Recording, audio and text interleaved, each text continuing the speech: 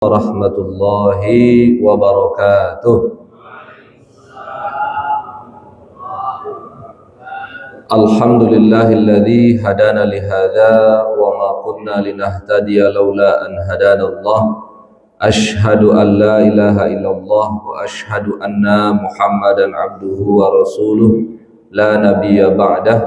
Huwa an-nabiyyul ladzi qad addal amanah wa nasaha lil ummah wa jahada fillah haqqa jihadih wa tarakana alal mahajjatil baydha lailuha kanahariha la yazigu anha illa halik. Alhamdulillah, pagi hari ini kita masih dapat melangkahkan kaki kita ke masjid ini, diawali dari sholat subuh berjamaah yang kemudian kita lanjutkan dengan kajian ba'da subuh, yang semoga seluruh aktivitas kita bernilai ibadah di sisi Allah Subhanahu wa taala. Amin ya rabbal alamin. Para jamaah kajian rahimakumullah, sebagai pengantar bahwa seperti kita ketahui saat ini keilmuan atau peradaban itu banyak didominasi atau lebih banyak dikuasai oleh peradaban non-muslim. Artinya bahwa seakan-akan umat Islam itu saat ini itu tertinggal jauh dari umat lainnya dalam hal keilmuan misalnya. Nah, oleh karena itu ini menjadi latar belakang dari tema kajian kita pada pagi hari ini. Bagaimana kemudian di dalam Al-Quran sesungguhnya berbicara tentang yang namanya keilmuan. Apakah kemudian Al-Quran itu tidak banyak yang berbicara atau menjelaskan tentang sisi-sisi keilmuan, atau justru sebaliknya, yang kemudian itu nanti bisa kita jadikan argumentasi bahwa sesungguhnya Islam dan seharusnya umat Islam itu tidak ketinggalan dalam hal keilmuan. Akan tetapi kemudian keilmuan itu bagaimana supaya tidak terpisah jauh dengan yang namanya keimanan. Karena seperti kita ketahui bahwa ketika misalnya ada salah satu hal yang maju gitu, itu biasanya satu atau hal lainnya itu biasanya ketinggalan gitu ya. Saya contohkan misalnya peradaban non muslim itu kan dalam hal keilmuan mungkin mereka maju gitu ya, tetapi dalam hal kemanusiaan belum tentu maju. Nah, nanti kita akan lihat di dalam Al-Quran itu sendiri sesungguhnya bagaimana berbicara tentang yang namanya keilmuan. Nah, oleh karena itu penting bagi kita untuk kemudian melihat bagaimana Al-Quran itu berbicara tentang yang namanya keilmuan.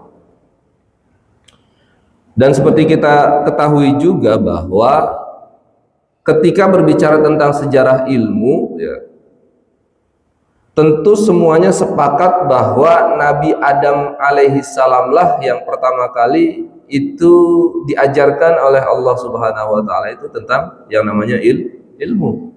Seperti kita ketahui dalam Al-Baqarah itu dijelaskan wa 'allama Adamal asma'a kullaha tsumma aradahum 'alal malaikati ila akhiril ayah.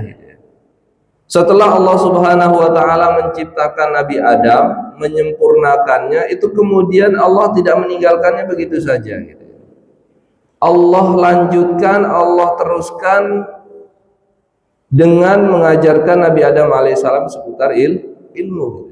Dan ini tidak diberikan kepada makhluk-makhluk Allah yang lainnya. Katakanlah dalam hal ini adalah hewan dan binatang misalnya. Nah, disinilah kemudian menjadi tonggak awal dalam sejarah peradaban manusia. Bagaimana kemudian manusia itu bisa menjadi khalifatul ard atau khalifah di atas muka bumi ini untuk kemudian melestarikan dan menjaga kehidupan di atas muka bumi ini, tentu semua adalah dengan yang namanya keilmuan. Maka kemudian ayat ini menjadi dalil menjadi dasar bahwa sejarah ilmu itu sudah dimulai sesungguhnya sejak masa Nabi Adam alaihissalam, yaitu dengan kata allama ya. Jadi ilmu itu sendiri sesungguhnya berasal dari kata allama yu'allimu, salah satunya yang artinya adalah ilmu. Nah, oleh karena itu ini menjadi sejarah awal ilmu dalam Al-Quran. Nah, kemudian para jamaah sekalian ya, seiring berjalannya waktu gitu ya, kemudian kenapa ilmu itu harus disandingkan selalu dengan yang namanya keimanan gitu ya. Karena sejarah juga ternyata pernah mencatat ya, Nabi Adam alaihi salam sekalipun gitu ya, itu pernah melakukan yang namanya kesalahan ya. Masih dalam rangkaian ayat-ayat seputar Nabi Adam alaihi salam itu juga dijelaskan fa'azallahuma syaitan fa'ansahuma ila akhiril ayat gitu ya. Dan bahwasanya iblis laknatullah alaihi dan setan laknatullah alaihi itu pernah menggoda, pernah membisiki Nabi Adam alaihissalam untuk kemudian menjerumuskannya gitu ya, jauh dari nilai-nilai keimanan gitu ya. Jadi setelah diajarkan keilmuan ya, Nabi Adam kemudian ternyata pernah juga sempat mengalami yang namanya keterjerumusan ya, yang itu semua adalah dibisiki oleh yang namanya iblis dan setan laknatullah alaihi. Nah, oleh karena itu ini menjadi lagi-lagi menjadi dalil bahwa idealnya gitu ya, dalam Islam itu yang namanya keilmuan itu tidak bisa dipisahkan dalam yang namanya keimanan gitu ya. Sehingga kemudian sesungguhnya ilmu dalam Islam ya, atau dalam Islam itu sendiri sebetulnya tidak mengenal yang namanya, kalau kita mungkin sekarang sering mengenalnya dengan sekulerisme gitu ya, memisahkan antara agama dengan ilmu. Kenapa? Karena secara dalil gitu ya, dalam Al-Quran itu sendiri itu tidak memisahkan yang namanya keilmuan dengan keimanan. Justru yang diajarkan dalam Islam adalah ketika seseorang itu berilmu gitu ya, maka dia juga harus selalu beriman. Nah, itu ideal yang diajarkan dalam Al-Quran. Maka sebetulnya sejarah sekulerisme itu sendiri ya, itu kan terjadi pada tradisi umat di luar agama Islam gitu ya. Katakanlah di sini misalnya, mohon maaf, adalah dalam tradisi Nasrani gitu ya. Dalam agama Kristen itu ya, sejarah mencatat bahwa dewan kegerejaan itu sangat intervensi kepada para ilmuwan gitu ya. Sampai pada kemudian para ilmuwan itu merasa bahwa kebebasan mereka dalam teori-teori ilmunya itu merasa dikekang gitu ya. Yang walaupun ya dalam beberapa keyakinan ya belum tentu benar juga apa yang diyakini dianut oleh para dewan-dewan gereja Kristen tersebut gitu ya. Nah, oleh karena itu para ilmuwan itu kemudian berusaha untuk memisahkan diri dari dewan kegerejaan.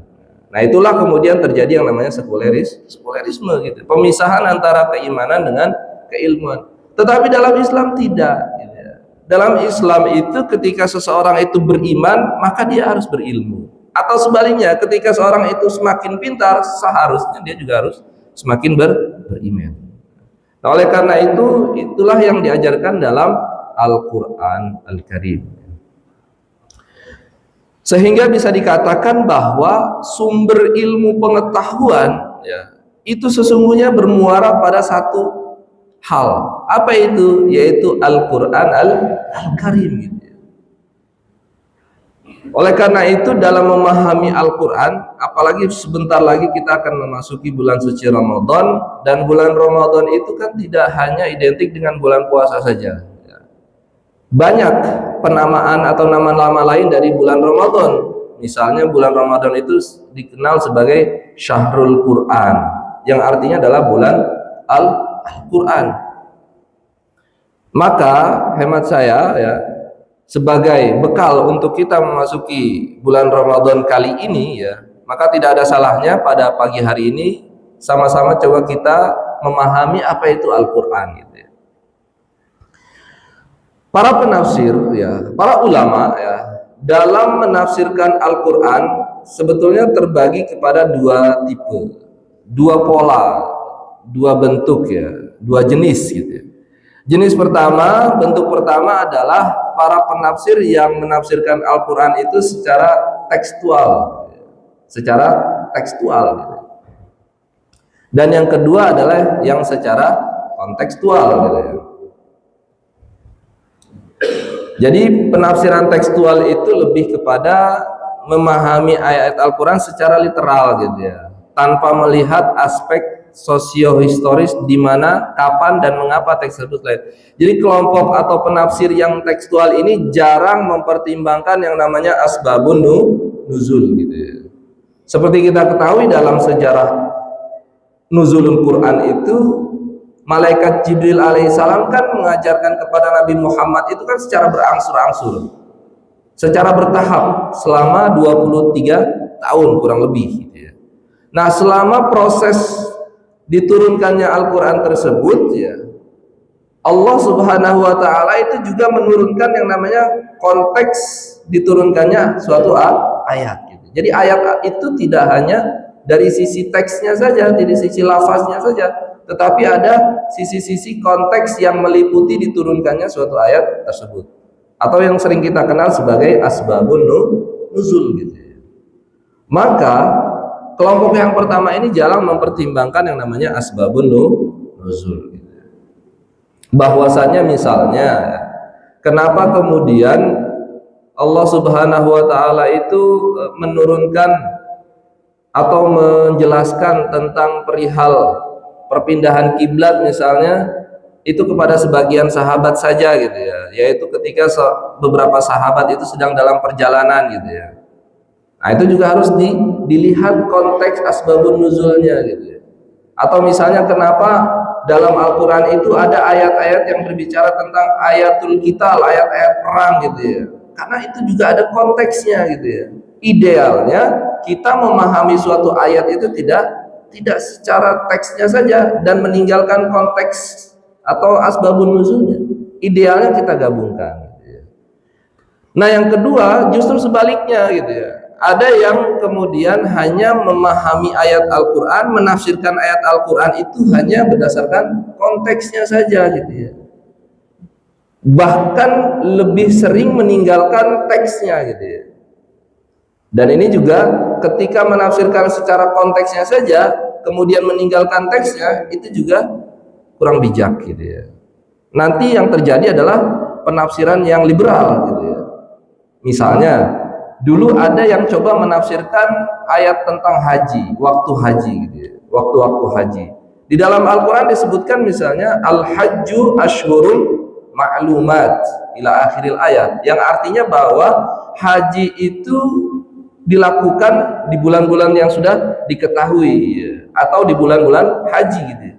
Tetapi dulu karena satu dan lain hal, ketika itu terjadi misalnya tragedi terowongan Mina misalnya, dan kemudian ada yang menggagas mengusulkan bagaimana kalau haji itu dilakukan di luar bulan Zulhijjah gitu ya, supaya kemudian jamaah Indonesia itu tidak terkena musibah seperti tragedi terowongan Mina misalnya.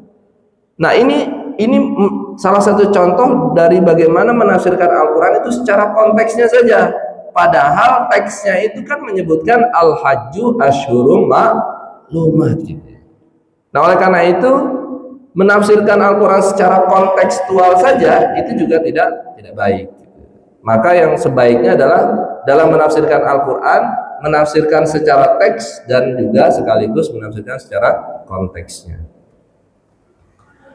Para jamaah sekalian ya, dalam Al-Quran itu kan terbagi dua ya. Ada yang berbicara tentang lafaznya gitu. Artinya Al-Quran itu kan, ayat Al-Quran itu terdiri dari dua. Pertama lafaz ya, redaksi, dan makna gitu ya. Dan ternyata dalam lafaz Al-Quran sendiri gitu ya, itu Al-Suyuti, Imam As-Suyuti ya, Jalaluddin As-Suyuti itu mendeteksi ternyata redaksi dalam Al-Quran itu ada yang berasal dari bahasa-bahasa selain bahasa Arab gitu ya. Misalnya ada Kata ya ardu bla'i ma'aki gitu.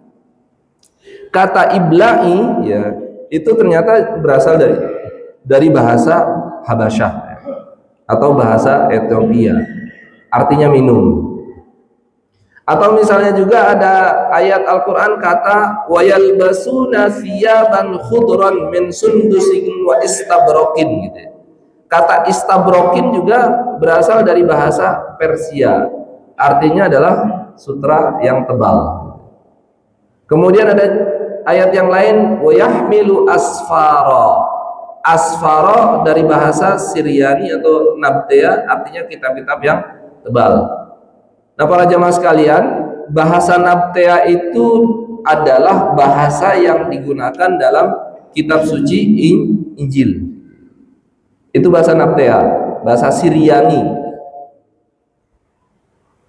Tapi saat ini bahasa Nabtea sudah punah gitu ya. Bahasa Nabtea sudah punah gitu ya. Bahasa Syriani itu sudah tidak ada lagi gitu ya.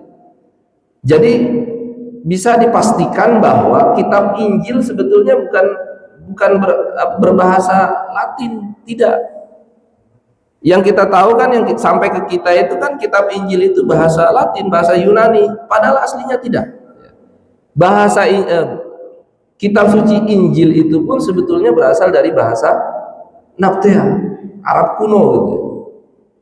Ya secara sejarah kan kita bisa ketahui bahwa Nabi Isa alaihissalam itu kan juga menempati ya Jazirah Arab gitu ya. Jadi suatu hal yang tidak masuk akal apabila kemudian Allah menurunkan kitab Injil kepada Nabi Isa tetapi bahasanya bahasa Latin gitu ya. Kan lucu. Maka bahasa yang digunakan dalam kitab suci Injil itu juga sebetulnya adalah bahasa Nabtea atau bahasa Syriani, bahasa Arab kuno gitu ya. Begitu juga pada ayat pada kata wa akhadtum ala dzalikum isri. Bahasa isri itu pun juga dari bahasa Nabtea, artinya perjanjian denganku. Kemudian ada ayat ada kata fa aghraqnahum fil yammi. Kata al-yam dari bahasa Ibrani, artinya laut. Dari beberapa bahasa-bahasa ini ada yang sampai saat ini masih eksis gitu ya. Misalnya bahasa Persia sampai sekarang masih digunakan oleh masyarakat Iran ya. Bahasa Ibrani sampai sekarang masih dipakai oleh bangsa Israel gitu ya. Begitu juga nah yang sudah punah itu bahasa Nabtea gitu ya. Bahasa Syriani itu sampai saat ini itu sudah nggak ada ya, sudah punah. Walaupun kalau ditelusuri itu sebetulnya menjadi akar atau dasar dari bahasa Arab, sehingga bisa dipastikan bahwa Nabtea atau Syriani itu sebetulnya adalah bahasa Arab kuno. Nah ini seorang penafsir ya, apabila kita ingin memahami ayat Al-Quran, jadi sebetulnya menguasai bahasa Arab saja tidak cukup, kurang gitu ya. Jadi harus menguasai bahasa-bahasa di luar bahasa Arab. Tetapi jangan khawatir, kenapa? Karena Al-Imam As-Suyuti itu sudah menginventarisir ya, mana-mana bahasa yang termasuk bahasa Arab dan mana-mana yang dari bahasa Ajam atau dari bahasa luar Arab. Nah oleh karena itu para jamaah, inilah dari sisi redaksi ayat Al-Quran sebegitu istimewanya, sebegitu mukjizatnya, sehingga kemudian para sastrawan Arab ketika itu ya, itu tidak ada yang bisa menandingi sastra dan redaksi dalam Al-Quran. Katakanlah misalnya Musailamah Al-Kadzab ya, itu kan mencoba membuat Al-Quran tandingan gitu ya, tetapi ternyata gagal total. Musailamah Al-Kadzab itu dulu mencoba membuat surat Al-Fil juga, tetapi versi tandingan gitu ya. Jadi bukan alam tara kaifa fa'ala rabbuka bi ashabil fil ila akhiril ayat, bukan. Jadi Musailamah itu dulu membuat surat Al-Fil juga, Al-Fil anfuhu tawil gitu dan lain sebagainya. Ternyata nggak sebanding gitu dengan Al-Quran gitu, jauh. Nah oleh karena itulah kemudian Al-Quran disebut dengan mukjizat ya. Mukjizat itu dalam bahasa Arab artinya yang mengalahkan gitu ya. Maksudnya apa? Bahwa dari sisi redaksi saja gitu ya, Al-Quran itu mengalahkan, mengungguli ya, sastra Arab ketika itu. Karena seperti kita ketahui ya, kemujizatan para nabi dan rasul itu kan harus bisa mengalahkan keilmuan pada masa tersebut gitu ya. Misalnya mujizatnya Nabi Musa itu kan tongkat gitu ya, yang bisa berubah menjadi ular gitu ya. Kenapa? Ketika itu zaman Nabi Musa itu kan ilmu sihir itu sedang viral gitu ya, sedang pada puncak kejayaannya ilmu sihir gitu ya. Tetapi hanya dengan sebuah tongkat Nabi Musa itu bisa mengalahkan ilmu-ilmu sihirnya Raja Fir'aun. Itu Nabi Musa, periode Nabi Musa. Beda lagi dengan periode Nabi Isa alaihissalam gitu ya. Periode Nabi Isa alaihissalam itu kan sedang berada pada puncaknya adalah ilmu kedokteran gitu ya. Tetapi kemudian Allah memberikan mukjizat kepada Nabi Isa alaihissalam berupa bisa menghidupkan orang yang sudah mati gitu ya. Dan ilmu kedokteran itu kalah semuanya. Nggak ada ilmu kedokteran yang bisa menghidupkan orang yang sudah mati. Tapi Nabi Isa bisa. Maka kemudian pada periode Nabi Muhammad SAW, Allah pun memberikan kemujizatan berupa apa? Berupa Al-Quran. Dan kemujizatan Al-Quran adalah Al-Quran mengungguli dan mengalahkan sastra-sastra Arab ketika itu. Jadi para jamaah sekalian ya, orang-orang Quraisy itu kan sastrawan semua itu, penyair semua. Ka'bah itu ya, Ka'bah sebelum Islam datang itu menjadi pusat jual beli syair di sana. Ka'bah itu disebut sebagai Suqul Uqaz. Jadi jangan mengaku-ngaku dia adalah seorang penyair sebelum dia datang ke Ka'bah gitu. Untuk apa? Untuk diuji gitu syairnya gitu. Nah oleh karena itu, karena kebiasaan kegemaran orang Arab jahiliyah itu adalah membuat syair gitu ya, jual beli syair, maka kemudian Allah turunkan Al-Quran gitu. Nah dari sisi redaksinya saja, dari sisi lafaznya, Al-Quran sudah jelas-jelas mengungguli sastra Arab ketika itu. Buktinya seorang Musailamah Al-Kadzab itu tidak berkutik ya, di hadapan Al-Quran. Nah oleh karena itu ini baru dari sisi redaksinya saja para jamaah, baru dari sisi lafaznya saja gitu ya. Belum nanti sisi yang kedua, yaitu apa? Dari sisi maknanya gitu ya. Misalnya ya, kalau kita masuk ke makna Al-Quran ya, para jamaah sekalian, sebetulnya dalam memahami makna Al-Quran ya, itu banyak teori gitu ya, banyak cara gitu ya. Salah satunya misalnya dengan cara memahaminya secara simbolik gitu ya. Atau kalau orang sekarang menyebutnya dengan semiotik gitu ya. Saya contohkan misalnya di dalam surat Al-Kahfi gitu ya. Di dalam surat Al-Kahfi ya, kalau kita mau bikin petanya itu ada dua simbol. Simbol pertama itu simbol kekacauan, simbol kedua itu simbol harmoni gitu ya. Pertama misalnya pada kisah Ashabul Kahfi, kisah Ashabul Kahfi, keadaan itu kan ketika itu kacau gitu ya. Raja itu sangat diktator, raja itu sangat melarang manusia ketika itu untuk kemudian menjadi ahli tauhid gitu ya. Nah itu kan kacau gitu ya. Nah tapi kemudian di simbol keduanya, walaupun keadaan ketika itu kacau, ada beberapa anak muda gitu ya, yang menghindari kekacauan ini dengan kemudian pergi ke suatu tempat yang kemudian diketahui itu adalah sebuah goa ya, untuk kemudian Allah tidurkan pemuda-pemuda ini untuk kemudian terhindar dari kekacauan ini gitu ya. Jadi tidurnya para pemuda di gua Kahfi itu ya, maka kemudian dianggap atau difahami sebagai itulah harmoninya di sana gitu ya. Para pemuda itulah kemudian yang mempertahankan yang namanya ketauhidan gitu ya. Nah gitu. Jadi dalam surat Al-Kahfi ada simbol kekacauan dan ada simbol harmoni. Misalnya juga tentang perbuatannya Nabi Khidir alaihissalam gitu ya. Seperti kita ketahui bahwa Nabi Musa suatu ketika kan ingin berguru gitu kepada Nabi Khidir alaihissalam gitu. Tetapi di dalam perjalanan itu ternyata Nabi Khidir banyak dalam tanda kutip membuat kekacauan-kekacauan. Diawali dengan membunuh seorang anak kecil gitu ya, merobohkan rumah anak yatim piatu gitu ya, kemudian melubangi perahu gitu ya. Ini kacau ini Nabi Khidir gitu. Puncaknya adalah pertanyaan Nabi Musa, apa yang kau lakukan wahai Khidir gitu ya. Nah, tetapi kemudian masih di surat Al-Kahfi itu Nabi Khidir kemudian menjelaskan alasan logisnya kenapa kemudian ia melakukan tindakan-tindakan yang secara akal manusia mungkin itu kacau gitu ya. Nah, penjelasan Nabi Khidir itulah adalah harmoninya gitu ya. Jadi dalam memahami itu seperti itu para jemaah sekalian, bahwasanya kenapa Nabi Khidir melubangi perahu gitu ya, karena nanti di tengah perjalanan itu sudah menunggu yang namanya para bajak laut, perompak gitu ya. Kalau tidak dibolongi dari sekarang, perahu itu nanti akan jatuh kepada para perompak tadi. Nah, kemudian masih di surat Al-Kahfi juga kan dijelaskan tentang kisah Ya'juj dan Ma'juj yang selalu membuat keonaran gitu ya. Jadi di sana Ya'juj dan Ma'juj itu membuat kekacauan gitu ya, kemaksiatan gitu ya, kriminal dan lain sebagainya.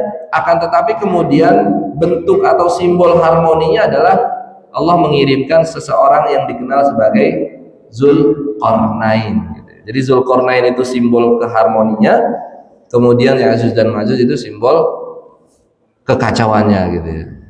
Nah, inilah kemudian ya, dalam memahami suatu ayat Al-Qur'an sebetulnya kita juga bisa ya memahaminya secara simbolik gitu ya. Dan ini hanya salah satu cara saja gitu ya. Tentu masih banyak cara-cara lain kita dalam memahami makna ayat Al-Qur'an gitu ya.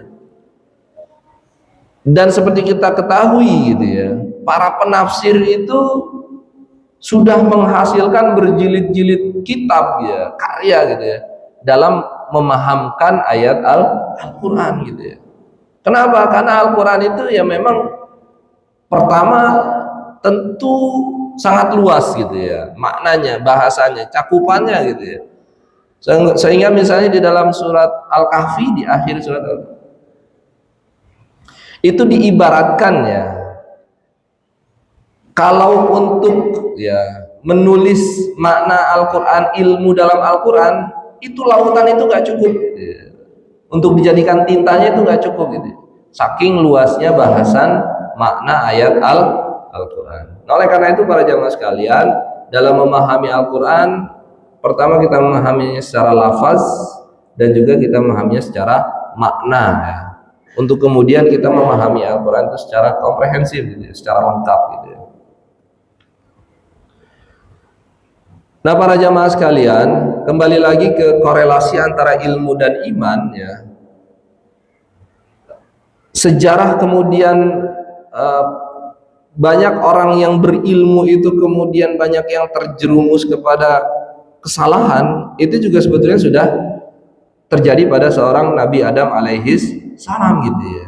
Artinya ini lagi-lagi menjadi contoh bagi kita untuk kemudian kita tidak masuk ke dalam rayuan dan godaan setan gitu ya. Kan di dalam Al-Quran itu disebutkan manizdada ilman falam yazdad hudan ila akhiril ayah gitu ya. Siapa yang orang itu hanya nambah ilmunya saja sedangkan keimanannya itu tidak, maka tunggulah kehancuran gitu ya. Nah, oleh karena itu para jamaah sekalian ya, penting lagi-lagi dalam Islam, dalam Al-Quran untuk kita menyandingkan gitu ya antara keilmuan dengan yang namanya keimanan ya. Supaya kemudian tidak orang-orang yang pinter itu tidak menggunakan ilmunya untuk hal-hal yang negatif gitu ya.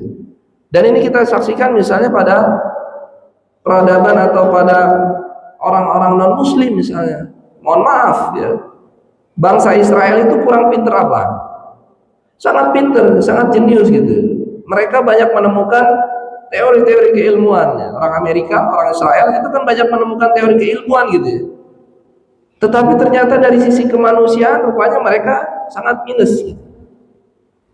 Sehingga kemudian berani melakukan yang namanya genosida kepada masyarakat atau bangsa Palestina gitu ya. Nah, itu contoh bagaimana keilmuan itu tidak dibarengi yang namanya keimanan gitu ya. Dan itu sudah dijelaskan oleh Allah dalam Al-Quran bahwa nanti Bani Israel itu akan Allah lebihkan dalam hal keilmuan gitu ya. Tetapi ternyata kenyataannya banyak dari mereka yang mengabaikan sisi-sisi kemanusiaan gitu ya. Dalam Islam itu tidak ya. Dalam Islam itu ketika seseorang itu pintar, cerdas gitu ya, maka ia juga harus peka gitu. Dan ini sudah dicontohkan misalnya oleh seorang Ibnu Sina, oleh seorang Al-Farabi, oleh seorang Al-Khwarizmi dan lain sebagainya. Mereka itu ilmuwan gitu ya. Oleh Imam Al-Ghazali, mereka itu menemukan teori-teori sains gitu ya. Mereka menemukan teori-teori sosial, ilmu sosial, dan mereka juga adalah seorang agamawan gitu ya. Jadi siangnya itu ilmuwan, malamnya itu agamawan gitu ya.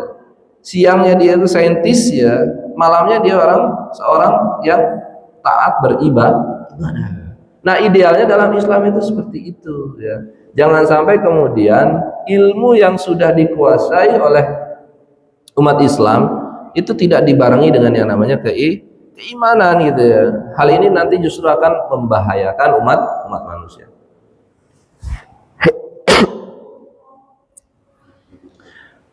Nah, pesan berikutnya adalah sebelum kita memasuki bulan Ramadan, para jamaah sekalian ya, karena Al-Quran itu kan sesungguhnya Nabi SAW itu sendiri menggaransi gitu ya, nanti di hari kiamat kelak ya, Al-Quran yang selalu kita berinteraksi dengannya gitu ya, apalagi nanti di bulan Ramadan,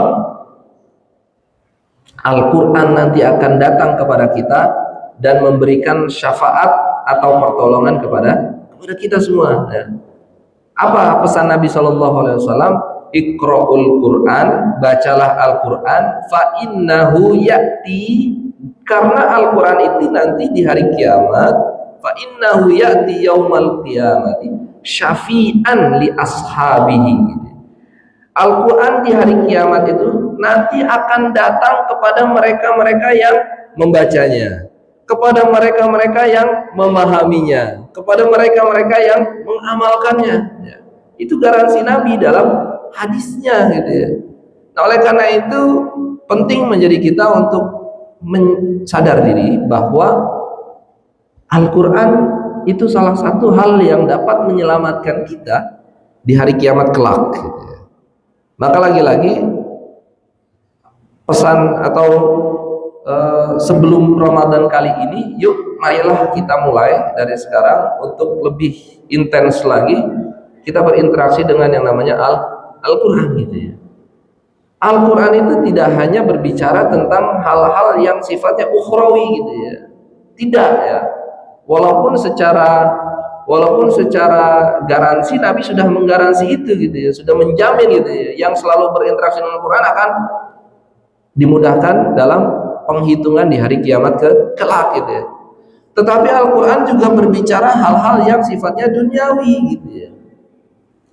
Al-Quran itu berbicara tentang hak asasi manusia, Al-Quran itu berbicara tentang persamaan gender, Al-Quran itu berbicara tentang ekonomi syariah, Al-Quran berbicara tentang politik dan lain sebagainya.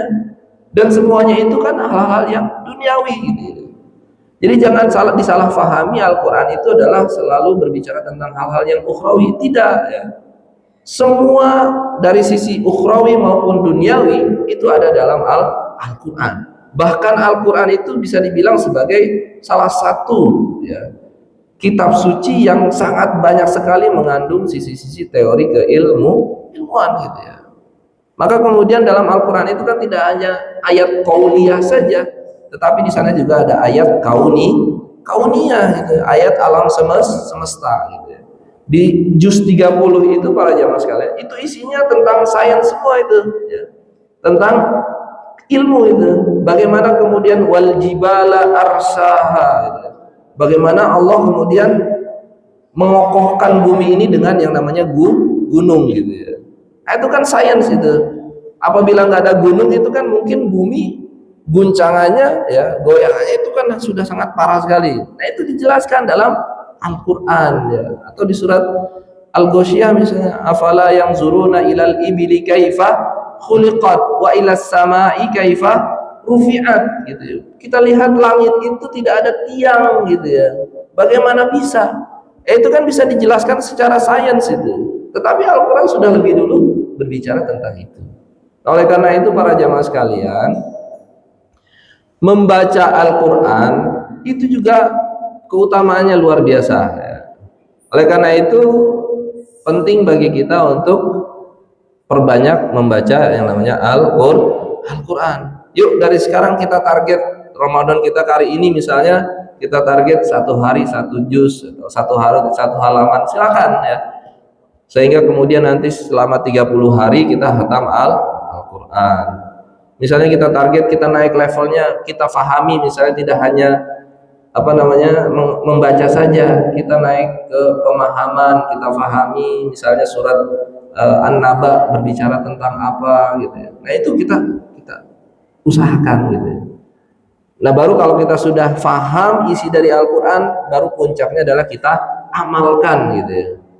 Dan sesungguhnya kalau kita berbicara tentang akhlak Nabi, itu sebetulnya adalah bagaimana mengamalkan Al-Quran.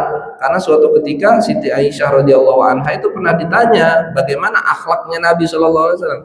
Jadi kalau kita mau meneladani Nabi gitu ya, mengikuti sunnah Nabi, sebetulnya simpel saja ya. Kita amalkan apa yang ada di dalam Al-Quran. Kita praktekkan, kita implementasikan apa yang menjadi kandungan dalam Al-Quran. Mungkin sebagai pendahuluan saya cukupkan dulu di sini para jamaah sekalian ya. Berikutnya saya serahkan kepada pembawa acara. Kurang lebihnya terima kasih.